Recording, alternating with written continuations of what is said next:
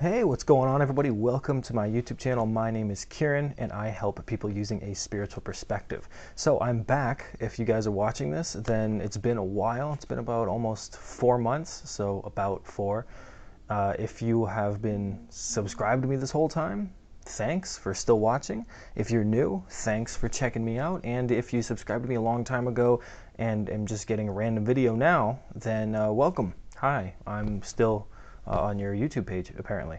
So today, guys, what I wanted to talk about in as short amount of time as possible, which is to say, not very short at all, is the process of spiritual awakening and why we make it so difficult. Okay, so essentially, really, what I want to get into today is why we treat the awakening process with such difficulty, right?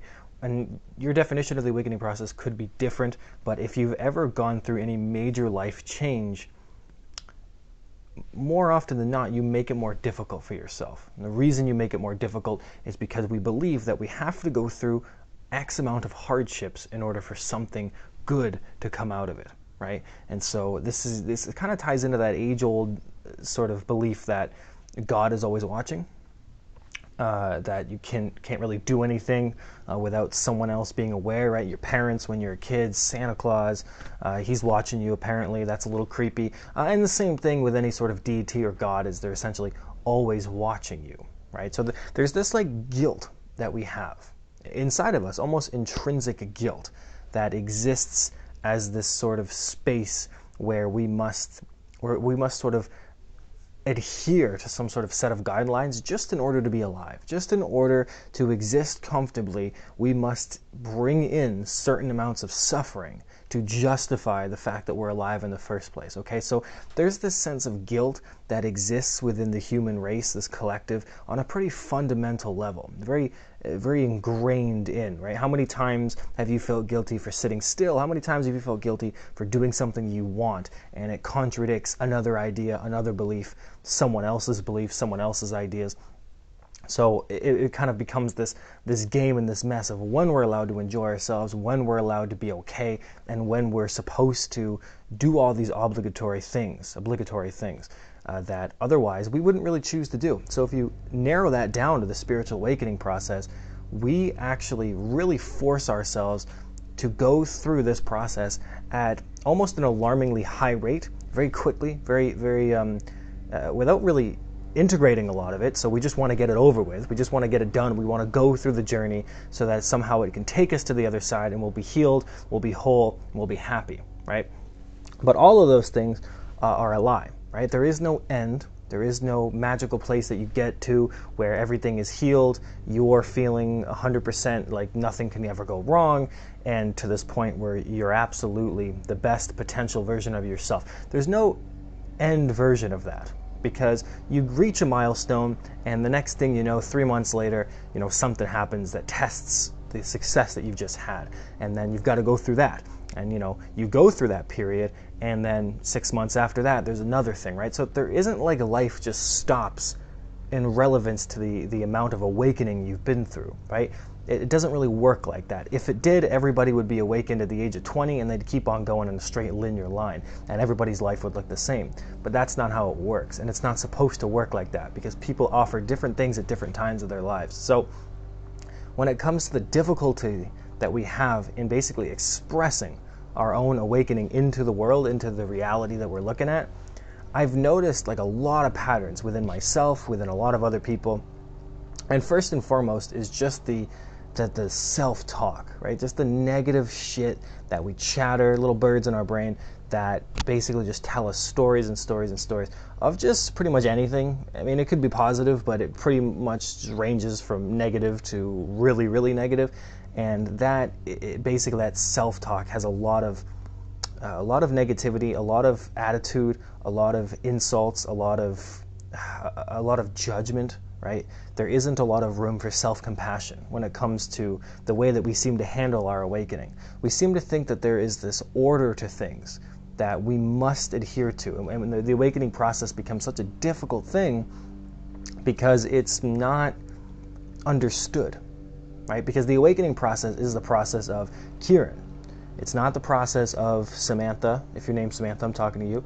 It's not the process of David or Jim or Alan or Jessica or any other names that belong to white people. These are just awakening things that belong to you. These are things that are yours, right? So it's not something you can really understand from a book, right? Now you can read about the awakening, you can go online, you can certainly get as much information as you can about the awakening process. But what happens is eventually all that stuff sort of fades out, right? It's actually the reason why we, at the beginning of our journey, we tend to feel very inspired and very, we tend to feel very happy, very sort of, almost not really at peace, but really excited to get things going. And maybe we feel at peace with that decision. We feel at peace with our initial decision to go down this path. Not really sure about what's going to happen, but we just know that we have fire in our heart, a desire in our mind. We have an idea, a belief, and we go after it. We chase it, right? Which is a good thing. You're supposed to do that, right? The world needs people that do that in any capacity. And however, when you do that, what happens is eventually that high sort of starts to wear off. And during the awakening process, the things that were once resonating with you no longer resonate. They no longer bring you the clarity and peace that maybe existed before that, right? So we're talking about angel numbers, connecting to spirit guides, the synchronicities and the signs from the universe, right? The things outside of you. You may not see things like you used to, and not see the same patterns, the same numbers. Things may change. You may feel loss of contact. You may feel more depressed. You might not have the same vigor and the same energy as you used to. You might start to feel a little anxious. In fact, you might start to see that you're acting out really old patterns that maybe you thought this awakening would have already sort of left out of the reality for you. And yet you're discovering things just coming up to the surface, and you become steadily more disillusioned as you keep progressing and doing new things and trying all this, and yet things aren't seeming to work out for you. Things are difficult. You're still crying. You're still experiencing heavy emotions. You are still feeling negative. You're still hearing thoughts. You're still not agreeing with these thoughts. You're still listening to these thoughts, and you're still going through this pattern, right? And so at this point, it becomes very hard for the individual, for this person going through this journey, to actually look at the reality around them and to think that it's anything but negative.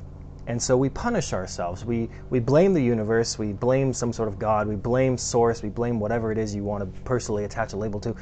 We blame all of it. The guides, the angels, we blame ourselves.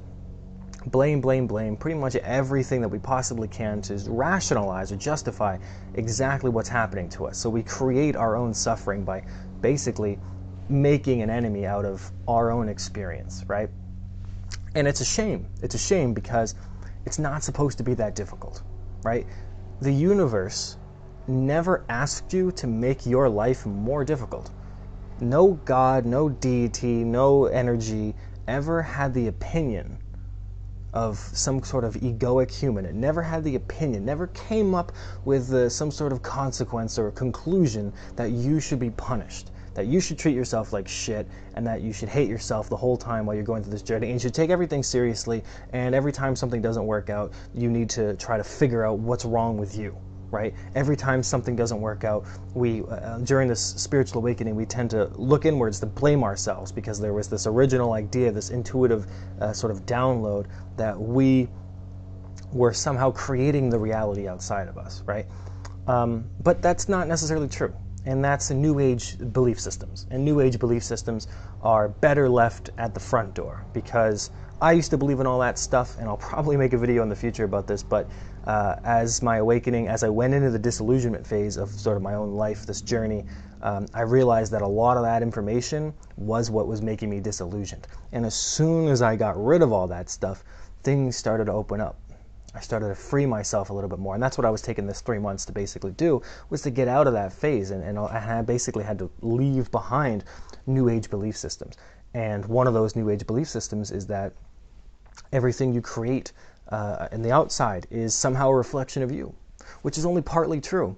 One, that's confirmation bias, which is psychological, not spiritual, and two, If that were true, then literally everything that ever happened on the outside would somehow be your responsibility, which is a lot to take on. It doesn't make sense when you think about it. In fact, how are you responsible for someone else's ego, someone else's actions, right? It's a form of spiritual codependency.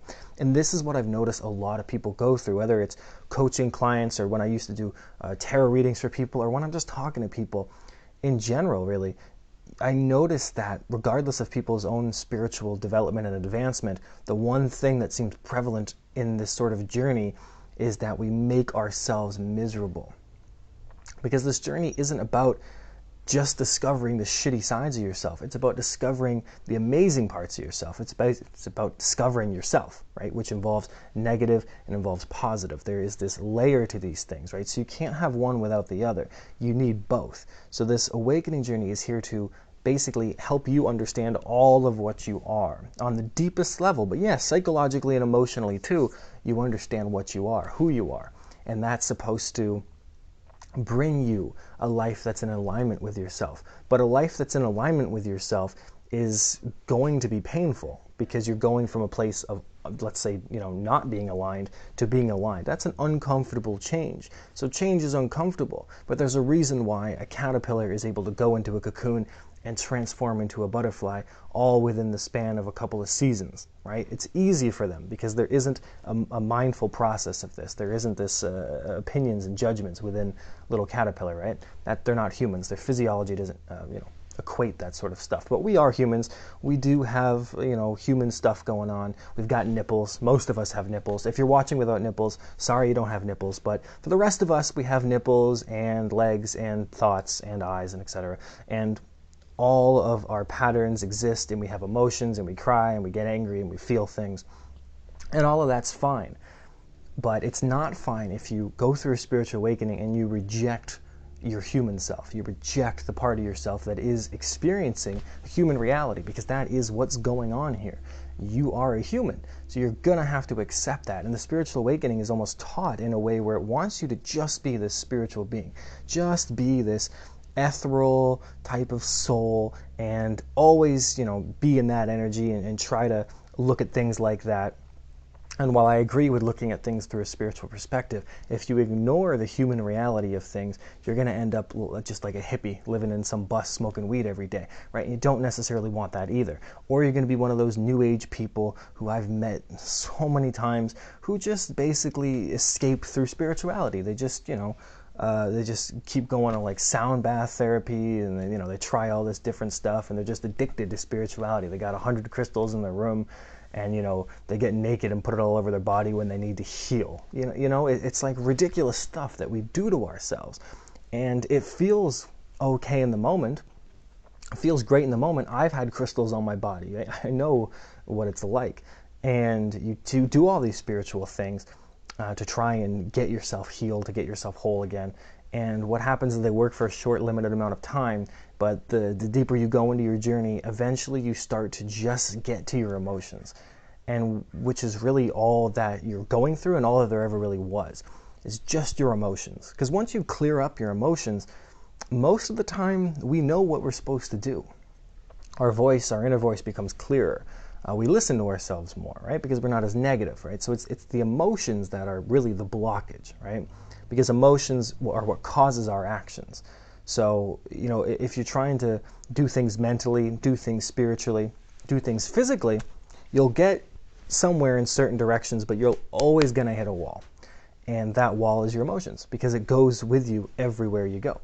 So you can't do anything about it, right? So eventually, it doesn't matter if you go to a different country and take up a new hobby, or do something different, or teach a spiritual class, or go take a spiritual class. Eventually, even though you've gained all this new experience in these new, maybe you've met a lot of people and learned a lot about yourself and others and humans in general, and maybe even your own emotions and stuff, eventually you're going to get to a point where it's just your emotions. You're going to have to deal with them. Crystals, spirit guides, all your spiritual drugs that people take, mushrooms. At the end of the day, all that's being asked for you is you hold space for yourself. That's all that's really being asked, which is what the spiritual awakening is, which is getting to know yourself. And you can't really get to know yourself if you're not willing to sit with your emotions and to sort of just allow them to move through you, which is actually a beautiful process. I've spent my whole life escaping emotions, and let me tell you, every time that I face up to myself and let myself go through an emotional sort of awakening, the other side of that is beautiful. It almost becomes so obvious that it was worth going through the pain, because the pain wasn't actually that bad. In fact, the pain of fighting your own awakening is worse than the pain of just experiencing what we would consider as uncomfortable emotions, right?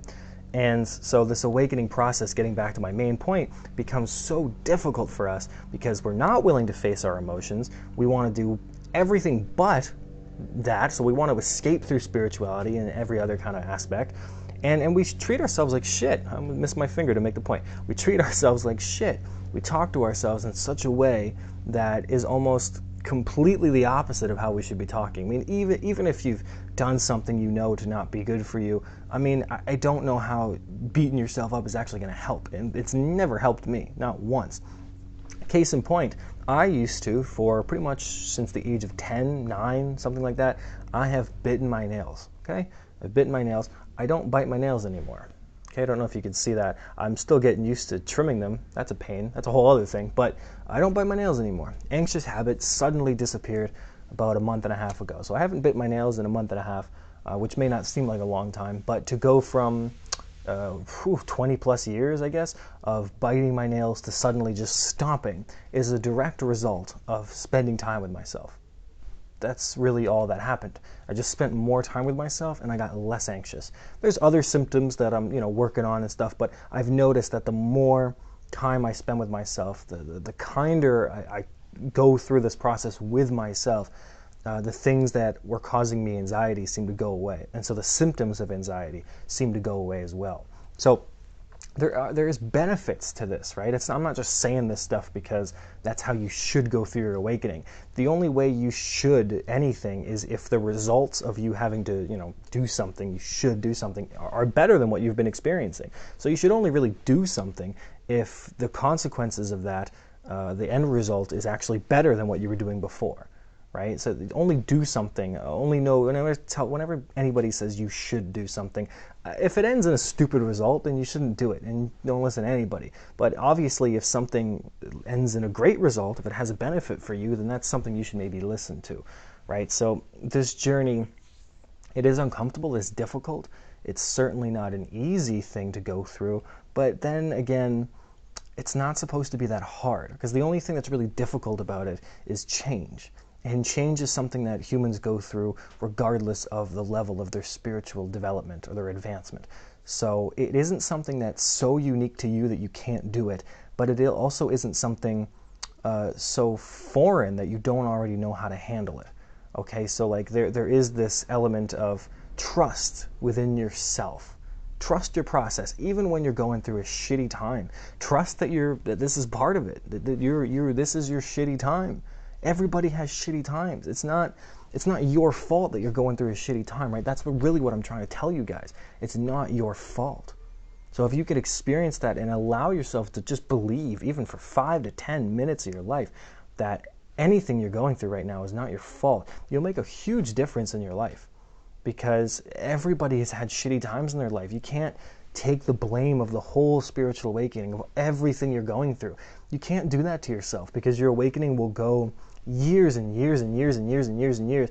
And what I mean by that is the process of the spiritual awakening seems to just last forever, right? But that's not how it's supposed to be. I mean, I've met people that have really gone through their emotions, have gone through the things that I'm talking about. People that are wiser than me, or more advanced than me. And when I see them, when I watch them, when I talk to them, regardless of how they define their own awakening, these people have done one thing, and one thing alone, and that was face their emotions. And that results in a very positive experience for themselves, regardless of how uncomfortable it was. Everything else is sort of just sequential. It doesn't matter as much as that initial thing. So these people, when I talk to them, when I watch some of their videos, you can tell, of course, but they don't treat themselves like shit. And their awakening seems to have reached a threshold where it's sort of like now they're just living out the reality of what they were trying to get to, right? And so this whole process of trying to get to this place where you're just existing as like maybe a spiritual human, right? You're existing your dream life or whatever it is you're imagining. When you're trying to get to that place, this whole process is still part of this end result, right? Because this is this. It's just bleeding into the next, right? So this whole time, if you're treating yourself like shit, this whole, journey, this whole advancement, this whole development phase, these stages of your initial awakening, if you're just taking this too seriously, not learning to laugh at life, you're not gonna be able to like sort of see the cheat code, so to speak. You're not gonna be able to see things clearly. You're just gonna be dragged into the drama of spirituality, and that is an escape. It's a pain. It's just like anything else. It's like, yeah, you could be going through some shit in your life, but if you're going to identify with your spiritual awakening too much, then you're going to be identified with the suffering that comes from it. Because anytime you care about something, there is a certain degree of pain that comes along with it. If you care about your appearance, for instance, then there's going to be a pain about taking care of your appearance. I care about my appearance to quite a large degree.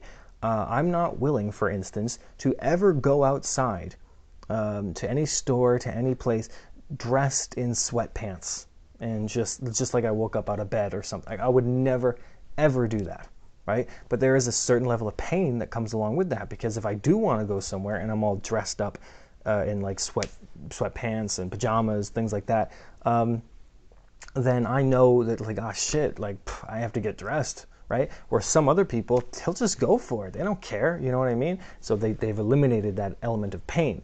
But I'm not willing to do that, and that's fine. And I know myself, so I'm not going to do that. So there's a certain element of pain that comes along with you caring about your appearance, okay? So just like with the spiritual awakening, the more you care about it, the more pain it's going to cause. And that's great when things are going great, but when they're not, all of that care suddenly turns into disappointment, dejection, disillusionment. So obviously it's very exciting, the spiritual awakening, because it's new, it's a new part of yourself, it's something new to be understood, but you're also going through this emotional process as well. It's not just the discovery of your soul, it's the rediscovery of your emotions, it's the understanding of your mental processes and where they're coming from, it's changes in your physical body, okay? So you can't just focus on one aspect of it, because in my experience that makes the journey a lot worse, a lot harder than it needs to be. This isn't supposed to be a punishment. It's not your fault. Learn to laugh. Have a good time with it. Try to just enjoy the fact that you're alive. Find small pleasures in life. I always like looking at cats, not sexually or creepily, but just looking at cats and observing them, because it's kind of like the life that we should all want, kind of, in a way.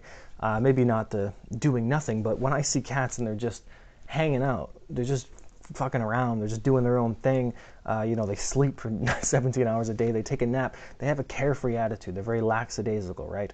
And it's a good attitude to bring into your life at certain points, because when things get too serious, you're going to need to bring some joy back into your life. Spiritual awakening is not a phase where you're supposed to be devoid of joy. And it's not supposed to last, this initial thing, it's not supposed to last for years and years and years and years and years and years and years, okay? It's not supposed to be like that.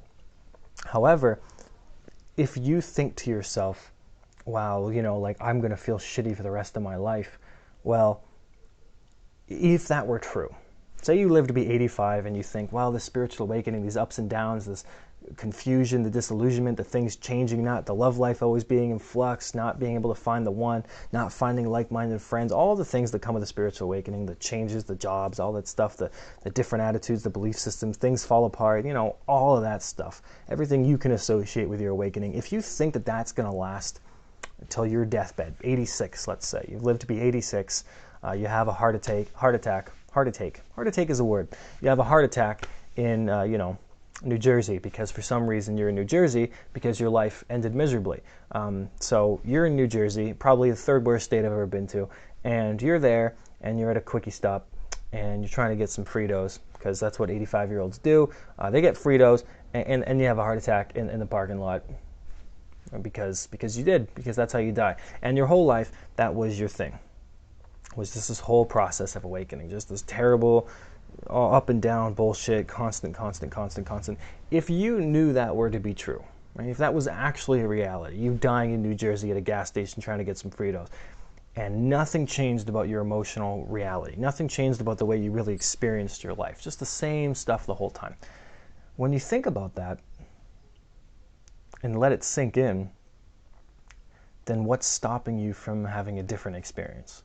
I mean, if you're gonna feel like that anyway, if that's just the reality for the next 40-something years, or however long, or however old you are, however long it takes you to get to 85, if that's just your whole reality, then what's the point of treating it the same? Who gives a shit? I mean, if it's gonna be like that, who gives a shit, right? So if you can accept, and it seems counterintuitive, but if you can accept that, you know, you feel like shit now, so for the rest of your life, you know, this is just how I'm gonna feel, then it actually frees you up to feel anything. It allows you to do anything you want.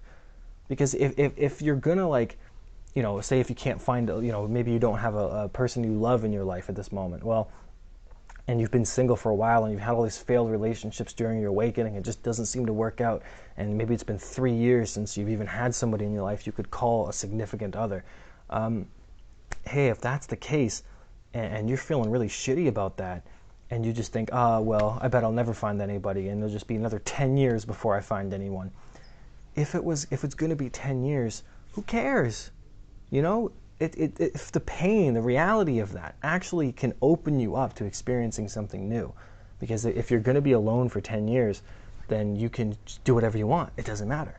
You can go move here, you can go on vacation, you can laugh, you can go have random sex. It doesn't matter, right? So people think that, like, the negative is some terrible, terrible thing, but no, like, you can use it to feel positive, just as you can use positivity to feel negative. It very, you know, it's all blended together, right? So there is this beautiful reality about accepting the pain that you have will actually free you up to experience more joy. So if your awakening process is such a difficult thing, and you feel in your mind that it's just going to be difficult forever, then you may as well just have fun with it, because it doesn't matter what you do. If it's going to be difficult, then you may as well laugh the whole time, because the idea is to make your life easier, not to define the spiritual awakening by someone else's terms. Okay, so just be careful of your own thoughts, your own process, because at the end of the day, like, you should laugh at yourself, laugh with your life. It's funny. It's a funny thing, because one day you are going to die, and the things that we take so seriously aren't going to matter. So you may as well try to start now. Anyway, guys, I hope this video was helpful to you. I got a mic. I should have mentioned that at the beginning, in case you were wondering what this thing was. But it's a mic, so I think you guys will be able to hear me from now on. So one of the practical reasons why I stopped making videos was also because nobody could hear me, because I didn't have a mic. But I got a mic, so you guys can hear me in my nasally voice, and I shall try to make more videos for you guys. Anyway, I hope you guys enjoy your Tuesday. I know I will, and we will talk soon. Bye, guys.